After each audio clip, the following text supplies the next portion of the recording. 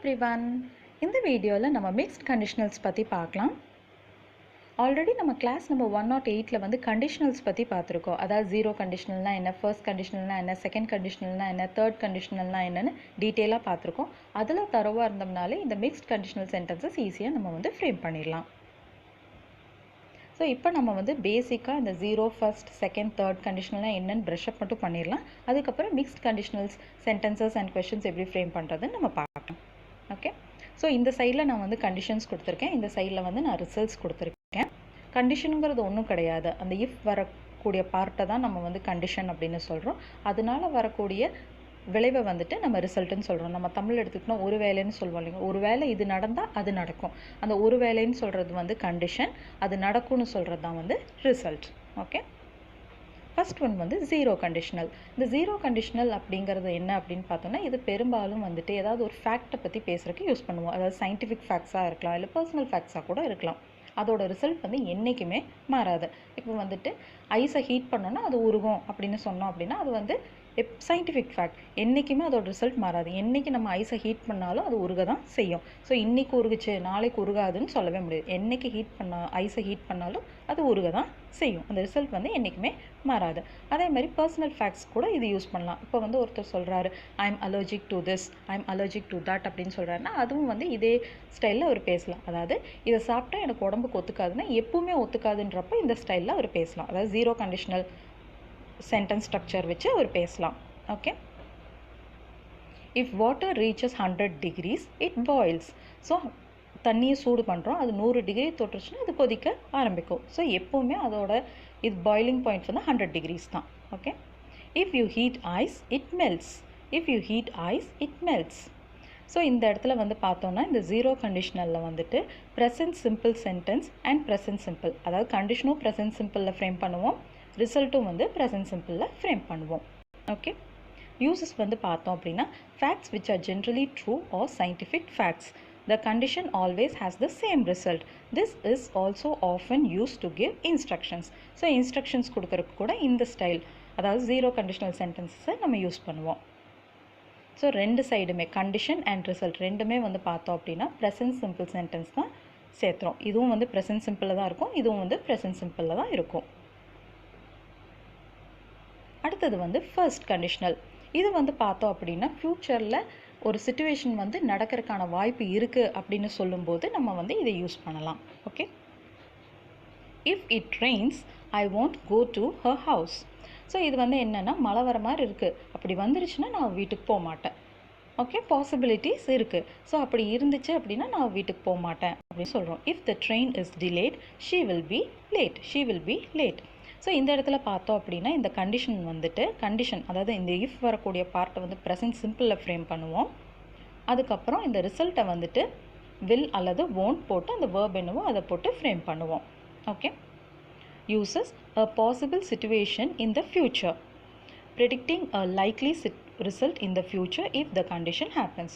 So இது நடந்தால் அது நடக்கும், இது நடந்தால் அது நடக்கும் அப்படின்னு சொல்கிறது. ஸோ இது எப்பவுமே வந்துட்டு மழை வந்தால் நான் வீட்டுக்கு போக மாட்டேன் அப்படின்றது கிடையாது. இப்போ மழை வந்துச்சுன்னா நான் வீட்டுக்கு போக மாட்டேன், இப்போ நான் வீட்டுக்கு போகணுன்னு நினச்சிட்ருக்கேன், ஒரு வேளை இப்போ மழை வந்துடுச்சுன்னா நான் வீட்டுக்கு போகிற பிளானை வந்து கேன்சல் பண்ணிடுவேன் அப்படின்னு சொல்கிறோம். ஓகே, அடுத்தது வந்து செகண்ட் கண்டிஷனல்.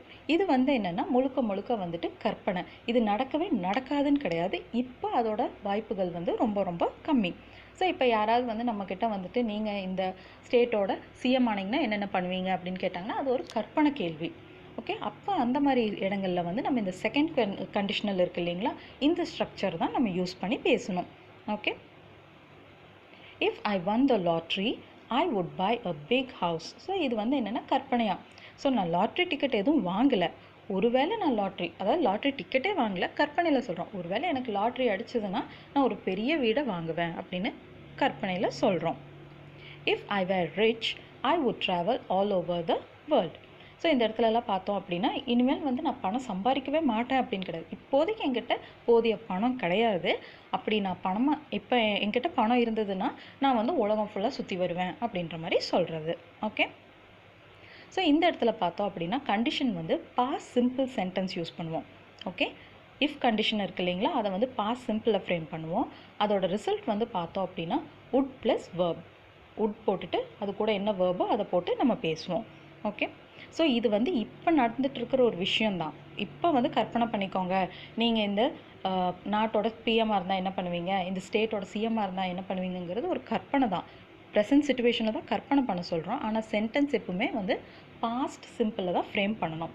ஓகே, இது ஒரு கண்டிஷன். யூசஸ் வந்து பார்த்தோம் அப்படின்னா unlikely situations, unreal or improbable situation now or in the future.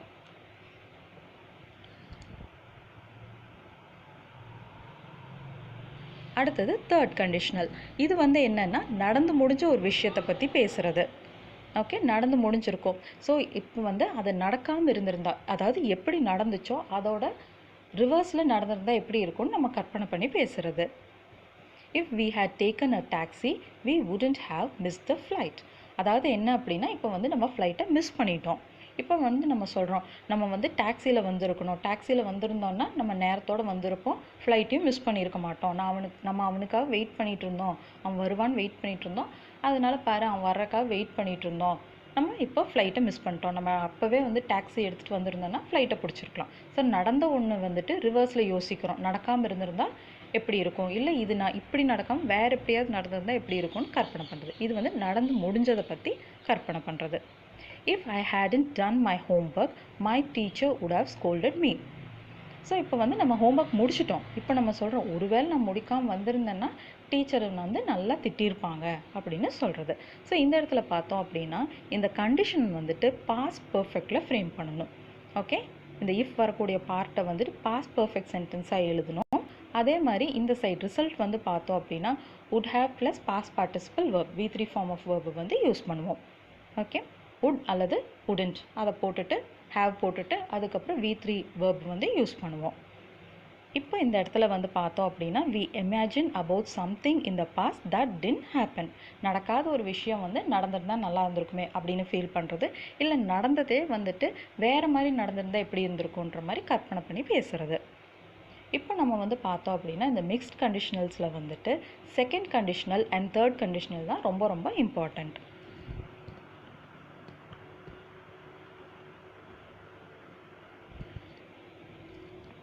So இப்போ பார்க்கலாம், இது வந்து செகண்ட் கண்டிஷனலோட ஸ்ட்ரக்சர் நம்ம பார்த்தது. இது கண்டிஷன், இது ரிசல்ட்டு. இது வந்து தேர்ட் கண்டிஷனலோடது. ஓகே, ஸோ இது வந்து இஃப் கண்டிஷன், அதோட ரிசல்ட். ஸோ இதுதான் வந்து ஸ்ட்ரக்சர்ஸ். இப்போ நம்ம வந்து இந்த மிக்ஸ் கண்டிஷனல்ஸுன்றது ஒன்றும் கிடையாது. பேசிக்காக அதிகமாக யூஸ் பண்ணுறது என்னென்னு பார்த்தோம்னா இதுதான். இதில் வந்து பார்த்தோம் அப்படின்னா இந்த இடத்துல கண்டிஷனையும் ரிசல்ட்டையும் வந்துட்டு இன்டர்சேஞ்ச் பண்ணணும். ஓகே, ஸோ இது வந்துட்டு என்ன, செகண்ட் கண்டிஷனல். செகண்ட் கண்டிஷனல்னால் என்ன, முழுக்க கற்பனை பண்ணிக்கிறோம். இப்போ இல்லாத ஒரு விஷயம் இருக்குன்னு சொல்லி கற்பனை பண்ணி அதுக்கு உண்டான ஒரு ரிசல்ட்டை வந்துட்டு நம்ம தேடுறது. ஸோ அதுதான் இது. பாருங்கள், ப்ரெசன்ட் கண்டிஷன். சென்டென்ஸ் வந்து பாஸ்ட் சிம்பிளில் இருக்கணும், ஆனால் கண்டிஷன் எப்போ கற்பனை பண்ண சொல்கிறோம், ப்ரெசென்ட்டில் கற்பனை பண்ணிக்கோங்க. நீங்கள் இப்போ வந்து இப்படி இருக்கீங்க, என்ன பண்ணுவீங்க, இப்போ வந்து உங்களுக்கு இவ்வளோ கோடி கிடச்சிருக்கு, நீங்கள் என்ன பண்ணுவீங்க, உங்களுக்கு லாட்ரி அடிச்சிருக்கு, என்ன பண்ணுவீங்க அப்படின்ற மாதிரி சொல்கிறது. ஸோ இப்போ நம்ம வந்து அதே ஸ்ட்ரக்சர் தான், இதை ரெண்டையும் வந்து இன்டர்சேஞ்ச் பண்ணுறோம். இப்போ இந்த பாஸ்ட் சிம்பிள் சென்டென்ஸ் கூட would have plus past participle அல்லது could have, might have அதெல்லாம் வந்து போட்டு பேசுகிறது. இதே வந்து தேர்ட் கண்டிஷனல் வந்து இது, அது கூட வந்துட்டு அதாவது பாஸ்ட் பர்ஃபெக்ட் சென்டென்ஸ் இருக்கு இல்லைங்களா, அது கூட வந்து would verb போட்டு பேசுகிறது. அப்படி இல்லைன்னா would be, could be, might be அதையுமே போட்டு பேசலாம். இதுதான் வந்து mixed conditionals. Okay, so second conditional and third கண்டிஷனலில் வந்து பார்த்தோம் அப்படின்னா கண்டிஷனையும் ரிசல்ட்டையும் வந்து இன்டர்சேஞ்ச் பண்ணிக்கிறோம். அதாவது இதோட ரிசல்ட்டை வந்து இது கூடயும், இதோட ரிசல்ட்டை இது கூடயும் மாற்றுறோம். ஸோ ஸ்ட்ரக்சர் மாற்றணும் அப்படின்னா ரெண்டு கண்டிஷனல்ஸ் நம்மளுக்கு வரும். மிக்ஸ்ட் கண்டிஷனல் 1, 2 இது எப்படி வேணாலும் போட்டுக்கலாம். இதை 1ன்னு எடுத்துக்கலாம், இதை 2ன்னு எடுத்துக்கலாம், இது எப்படி வேணாலும் எடுத்துக்கலாம். நம்பர் ஒன்றும் பிரச்சனை கிடையாது. ஸோ ஸ்ட்ரக்சர் என்ன வரும், பாஸ்ட் சிம்பிள் சென்டென்ஸ் கண்டிஷன், அடுத்தது வந்து பாஸ்ட் ரிசல்ட். ஆனால் கண்டிஷன் வந்து ப்ரெசென்ட் தான். ஓகே, கற்பனை வந்து இப்போ கற்பனை பண்ணிக்கணும், ஆனால் சென்டென்ஸ் மட்டும் பாஸ்ட் சிம்பிளில் இருக்கணும். இது வந்து past perfect sentence and present result. Okay, இது எக்ஸாம்பிள் சென்டென்சஸ் வச்சு பார்க்கலாம், கொஞ்சம் ஈஸியாக இருக்கும். ஸோ நம்ம வந்து கிளாஸ் நம்பர் 108 நம்ம படித்தோம் இல்லைங்களா, அந்த 4 கண்டிஷனல்ஸ் வந்துட்டு டீட்டெயிலாக நம்ம நல்லா டீட்டெயிலாக பார்த்துருக்கோம். அதில் தரோவாக இருந்தோம்னா இது கொஞ்சம் ஈஸியாக இருக்கும். So mixed conditional 1. ஸோ யூஸ்வலாக நம்ம வந்துட்டு பாஸ்ட் சிம்பிள் சென்டென்ஸ் கூட ப்ரெசன்ட் ரிசல்ட்டை போடுவோம். இப்போ வந்துட்டு பாஸ்ட் சிம்பிள் சென்டென்ஸ் கூட பாஸ்ட் ரிசல்ட்டே இருந்தால் எப்படி இருக்கும்னு பார்க்க போகிறோம். என்னிடம் அவன் நம்பர் இருந்தால் நான் அவனை கூப்பிட்டிருப்பேன். If I had his number, I would have called him. If I had his number, I would have called him. So யூஸ்வலாக நம்ம எப்படி ஃப்ரேம் பண்ணுவோம்? If I had his number, I would call him. So அதுதான் வந்து யூஸ்வலாகவே நம்ம வந்து frame பண்ணிகிட்ருப்போம். இப்போ வந்து would have போட்டு ஃப்ரேம் பண்ணுறோம். would போடாமல் would have போட்டு ஃப்ரேம் பண்ணுறோம். Okay. If I had his number, I would have called him.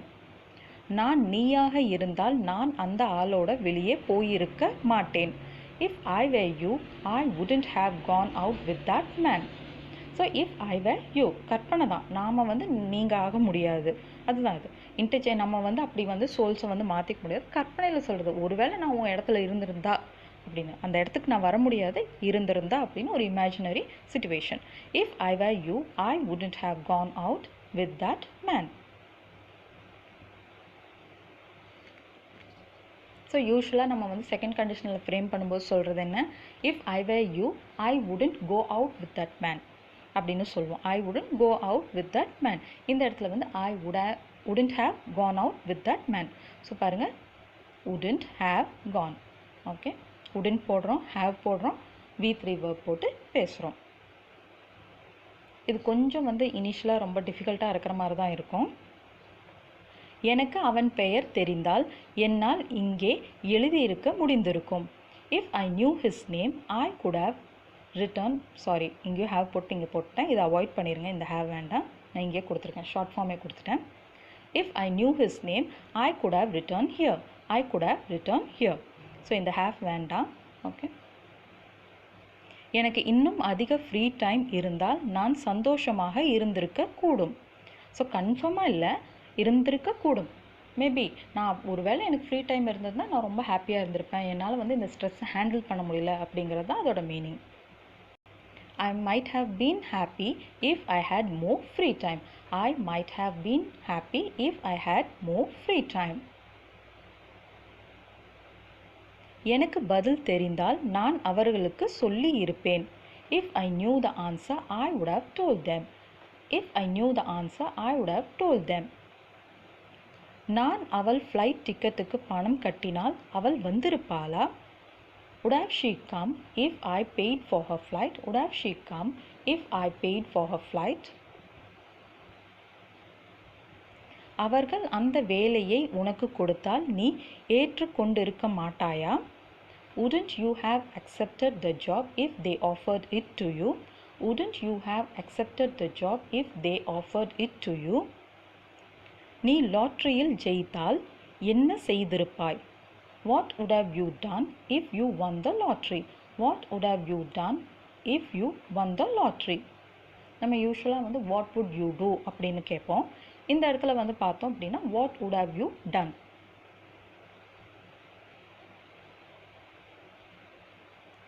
நீ ஒரு UFOவை பார்த்தால் எப்படி react செய்திருப்பாய்? How would have you reacted if you saw a UFO? How would have you reacted if you saw a UFO? So unidentified flying object. Okay, UFO. பறக்கும் தட்டு. நான் கடனில் இல்லாவிட்டால் நான் என் வேலையை ராஜினாமா செய்திருப்பேன். If I were not in debt, I would have quit my job. I would have quit my job. So யூஸ்வலாக நம்ம ஃப்ரேம் பண்ணும்போது எப்படி சொல்வோம்? செகண்ட் கண்டிஷனில் if I were not in debt, I would quit my jobன்னு சொல்வோம். இது வந்து I would have quit my job. So எனக்கு மட்டும் கடன் இல்லாமல் இருந்தால் என் வேலையை ராஜினாமா செய்வேன் அப்படின்னு சொல்லுவோம். இந்த இடத்துல வந்து செய்திருப்பேன் அப்படின்னு சொல்கிறோம். அவ்வளோதான் டிஃப்ரென்ஸ். இப்போ வந்துட்டு நம்ம மிக்ஸ்ட் கண்டிஷனல் 2 பார்க்கலாம். அதாவது செகண்ட் மிக்ஸ்ட் கண்டிஷனல் பற்றி பார்க்கலாம். இந்த இடத்துல வந்து பார்த்தோம் அப்படின்னா நம்ம வந்து தேர்ட் கண்டிஷனலோட கண்டிஷன் பார்ட்டையும் செகண்ட் கண்டிஷனலோட ரிசல்ட் பார்ட்டையும் சேர்த்து சென்டென்சஸ் ஃப்ரேம் பண்ண போகிறோம். ஓகே, சென்டென்சஸ் ஒரு கொஷின்ஸை வந்து ஃப்ரேம் பண்ண போகிறோம். மழை பெய்திருந்தால் இந்த பொருட்கள் இப்போது நனைந்திருக்கும், அதாவது ஈரமாக இருக்குன்ற மாதிரி நான் கொடுத்துருக்கேன். if it had rained these things would be wet now. So யூஸ்வலாக நம்ம ஃப்ரேம் பண்ணும்போது எப்படி ஃப்ரேம் பண்ணுவோம், if it had rained these things would have been wet, would have been wet, would have been wet அப்படின்ற மாதிரி சொல்லுவோம். இந்த இடத்துல வந்து would be wet nowன்னு சிம்பிளாக சொல்கிறோம். Okay, if it had rained these things would be wet now. நீ நன்றாக உழைத்திருந்தால் நீ ஏற்கனவே அவர்களுடன் பயணித்து கொண்டு இருப்பாய். அதாவது ஏற்கனவே அப்படின்னா வந்து இப்போவும், அதாவது இப்போ மேபி அவங்க ட்ராவல் பண்ணிட்டு இருக்காங்க, அப்போ நம்ம சொல்லணும் நீயும் அவங்க கூட இப்போ ட்ராவல் பண்ணிட்டு இருப்பேங்கிறது தான் அதோட அர்த்தம். இந்த இடத்துல வந்து ஆல்ரெடி அப்படிங்கறக்காக நான் ஏற்கனவே கொடுத்துருக்கேன். அதுக்கு அர்த்தம் என்னன்னா நீ இப்போ அவங்களோட ட்ராவல் பண்ணிட்டு இருப்பேன்றது தான் அதோட அர்த்தம். Okay, if you had worked hard you would be traveling abroad with them already. So ஏற்கனவே உனக்கு அந்த வாய்ப்பு வந்திருக்கும், நீ மறுபடியும் வந்து இப்போ முயற்சி செய்ய வேண்டியதாக இருக்குது. பாரு, நீ செகண்ட் அட்டெம்ப்ட் எடுக்க வேண்டியதாக இருக்குது. ஃபர்ஸ்ட் அட்டெம்ப்ட்லேயே அவங்கெல்லாம் வந்து முயற்சி பண்ணாங்க, பாஸ் பண்ணாங்க, இப்போ ட்ராவல் பண்ணிகிட்ருக்காங்க. நீ வந்து அந்த டைம் நீ வந்து அதை சரியாக யூட்டிலைஸ் பண்ணிக்கல, இப்போ நீ வந்து செகண்ட் அட்டெம்ப்டையும் யூஸ் பண்ண வேண்டியதாக இருக்குது. அந்த மாதிரி கொடுத்துருக்கேன். Okay, if you had worked hard you would be traveling abroad with them already. இந்த இடத்துல வந்து அப்ராட்ன்றதை நான் கொடுத்துருக்கணும். நீ என்னிடம் முன்பு போய் சொல்லாமல் இருந்திருந்தால் நான் உன்னை மீட்டிங்க்கு அனுப்பி இருக்க மாட்டேனா?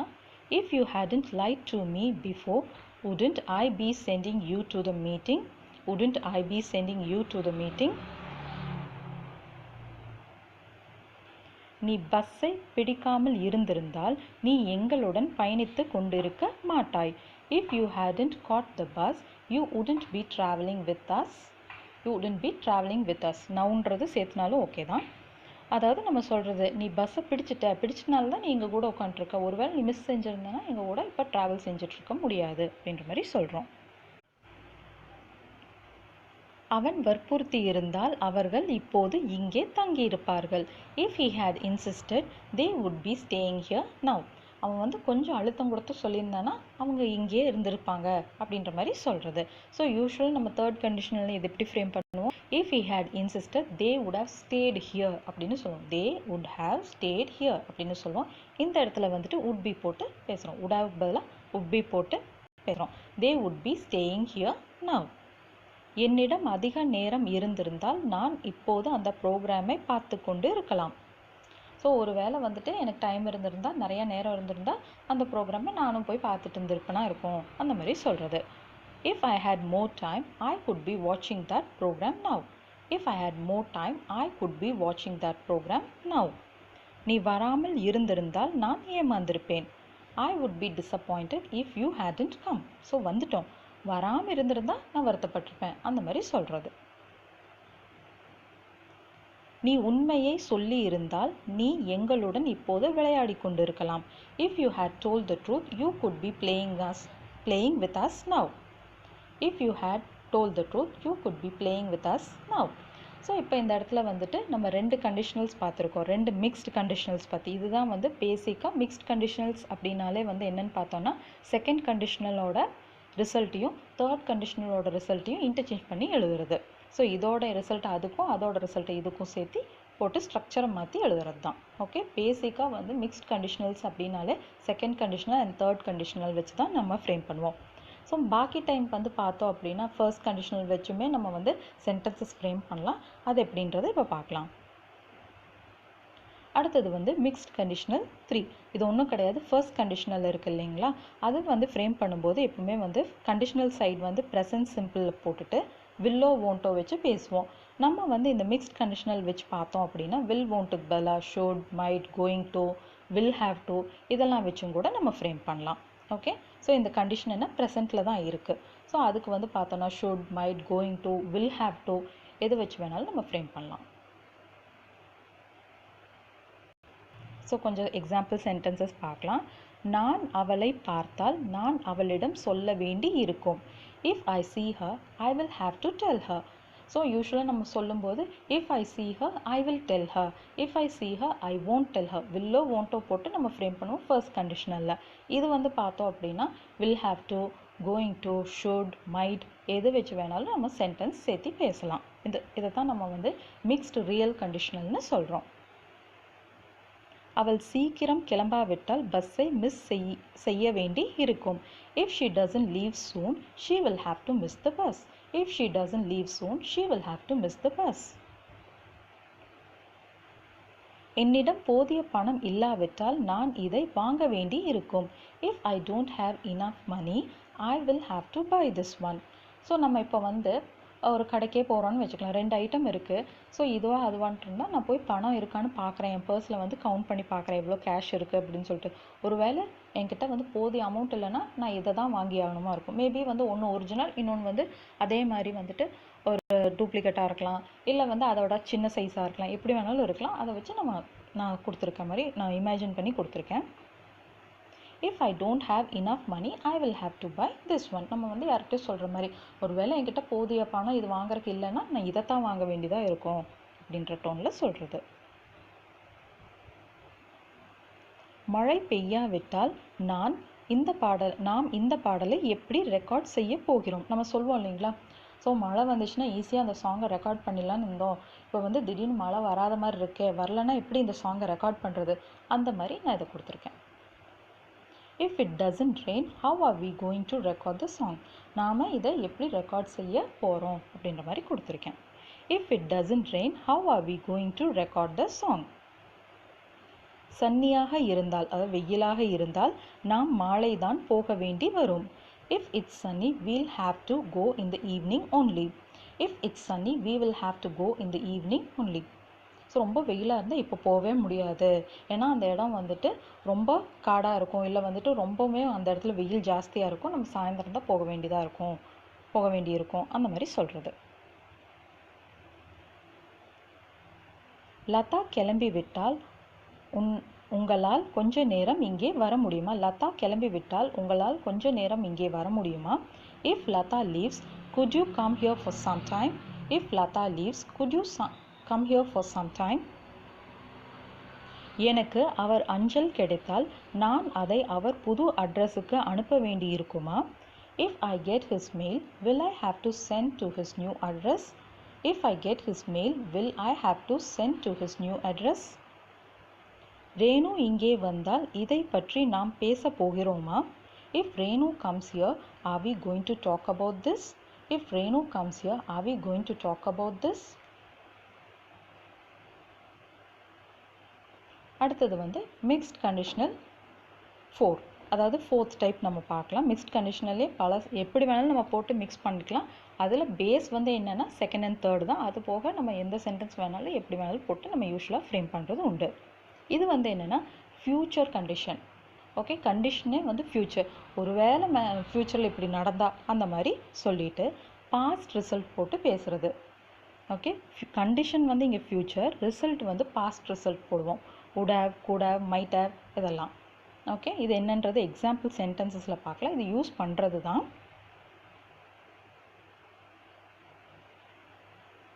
எனக்கு நாளை பரீட்சை இல்லாமல் இருந்திருந்தால் நான் படத்தை எந்த டென்ஷனும் இல்லாமல் ரசித்து பார்த்திருப்பேன். If I didn't have the exam tomorrow. So exam எப்போ, அந்த கண்டிஷன் எப்போ நடக்க போகுது? நாளைக்கு தான். ஓகே, அதாவது ஃப்யூச்சரில் தான் இருக்க போகுது. எக்ஸாம் எப்போ? ஃப்யூச்சரில் தான் நடக்க போகுது. ஆனால் நான் இனிமேல் நடக்க போகிற ஒரு விஷயத்துக்காக நான் இப்போ வந்து ஏதோ ஒரு ரிசல்ட் பற்றி நம்ம பேசிகிட்டு இருக்கோம். ஸோ நாளைக்கு தான் எனக்கு எக்ஸாம், ஆனால் இன்றைக்கி பாரு என்னால் வந்து இந்த மூவியை ரசித்து பார்க்கவே முடியல, எனக்கு ஒரு மாதிரி டென்ஷனாகவே இருக்குது அப்படின்னு சொல்கிறோம். If I didn't have the exam tomorrow, I would have enjoyed the movie without any tension. So இது வந்து ஃப்யூச்சர் கண்டிஷன், ஆனால் வந்து ரிசல்ட் வந்து முடிஞ்சு போன ஒரு இது, இல்லைன்னா இப்போ நடந்துட்டு இருக்கலாம். ஸோ இப்போ பாரு என்னால் ஒரு நிமிஷம் கூட ரசித்து பார்க்கவே முடியல, என் மனசு ஃபுல்லாக அந்த எக்ஸாம் பற்றின டென்ஷன் தான் ஓடிட்டே இருக்குது அப்படின்ற மாதிரி சொல்கிறது. Future condition, past result, would have, could have வச்சு ஃப்ரேம் பண்ணணும். Okay, would have, could have, might have வச்சு ஃப்ரேம் பண்ணுறது. அவன் அடுத்த மாதம் லீவ் எடுத்து ஹாலிடேக்கு போகாமல் இருந்திருந்தால் அவன் இப்போது ஒரு நாள் லீவ் கேட்டிருப்பான். இது வந்து என்னென்னா, யாராவது ஒருத்தங்க வந்து எனக்கு நான் வெக்கேஷன் வேணும் அப்படின்னு சொல்லிட்டு ஆல்ரெடி அப்ளை பண்ணி வாங்கிட்டாங்கன்னு வச்சுக்கலாம். நெக்ஸ்ட் மந்த் வந்து அவங்க ஏதோ ஒரு இடத்துக்கு வெக்கேஷனுக்கு போகிறாங்க, ஹாலிடேக்கு போகிறாங்க அப்படின்னா இப்போ வந்து அவங்களுக்கு ஏதோ ஒரு சூழ்நிலையில் அவங்க லீவ் எடுக்க வேண்டிய சூழ்நிலை, பட் எடுக்க முடியாமல் தவிக்கிறாங்க. ஸோ ஆல்ரெடி நான் ஃப்யூச்சருக்கு வந்து நான் எடுத்துட்டேன், அந்த லீவ் வந்து நான் அப்ளை பண்ணி வாங்கிட்டேன். அவங்க ஏதாவது கண்டிஷன் போட்டிருப்பாங்களா இருக்கும் ஆஃபீஸில், நீங்கள் வந்து அப்படி இருக்கிறதா, நீங்கள் அடுத்த மாதம் ஃபுல்லாக நீங்கள் லீவ் எடுக்கிறதா இருந்ததுன்னா நீங்கள் இந்த டார்கெட்டெல்லாம் நீங்கள் கம்ப்ளீட் பண்ணி கொடுத்தாகணும், ஒரு நாள் கூட லீவ் போடாமல் வந்து நீங்கள் இந்த டார்கெட்டெல்லாம் முடிச்சு கொடுக்கணும் அப்படின்ற மாதிரி சொல்லியிருப்பாங்கன்னு வச்சுக்கலாம். அப்போ அவர் வந்து ஃபீல் பண்ணுறாரு, ஒருவேளை அந்த லீவ் எடுக்காமல் இருந்திருந்தானா ஃப்யூச்சரில் அடுத்த மாதம் அந்த லீவ் அப்ளை பண்ணாமல் இருந்திருந்தானா இப்போ இவன் வந்து இங்கே லீவ் எடுத்திருப்பான் அப்படின்ற மாதிரி சொல்கிறது. Okay, if he wasn't going on holiday next month, if he wasn't going on holiday next month, he would have asked for a day off. He would have asked for a day off.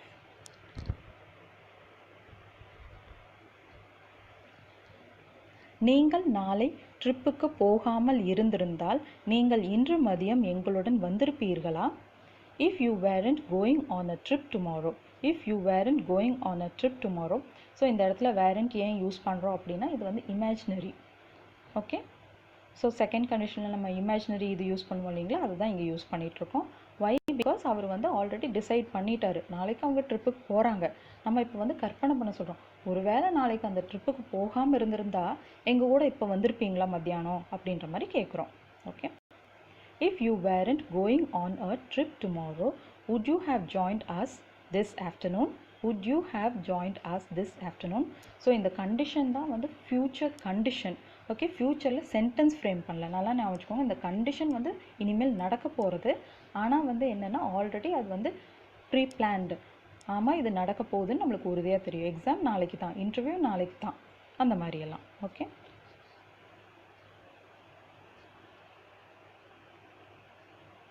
நான் நாளை ரிப்போர்ட்டை submit செய்ய வேண்டி இல்லாமல் இருந்திருந்தால் நான் அவர்களுடன் வெளியே போயிருப்பேன். ஸோ நாளைக்கு வந்து எனக்கு ஃபைனல் டே ரிப்போர்ட்டெல்லாம் வந்து சப்மிட் பண்ணுறக்கு, ஒருவேளை நாளைக்கு வந்துட்டு டியூ டேட்டாக இல்லாமல் இருந்திருந்து அப்படின்னா நானும் அவங்க கூட சேர்ந்து வெளியில் போயிருப்பேன். என்ன பண்ணுறது, எனக்கு நிறையா ரிப்போர்ட் சப்மிட் பண்ண வேண்டியது இருக்குது, நிறையா ஃபைல்ஸ் கம்ப்ளீட் பண்ண வேண்டியதாக இருக்குது அப்படின்ற மாதிரி சொல்கிறது. ஸோ இனிமேல் தான் ஃபைல் சப்மிட் பண்ண போகிறோம், ரிப்போர்ட்டை சப்மிட் பண்ண போகிறோம், ஆனால் வந்துட்டு இப்போ நம்மளால் வெளியில் போக முடியல. If I didn't have to submit my report tomorrow, I would have gone out with them. If I didn't have to submit my report tomorrow, I would have gone out with them. Okay,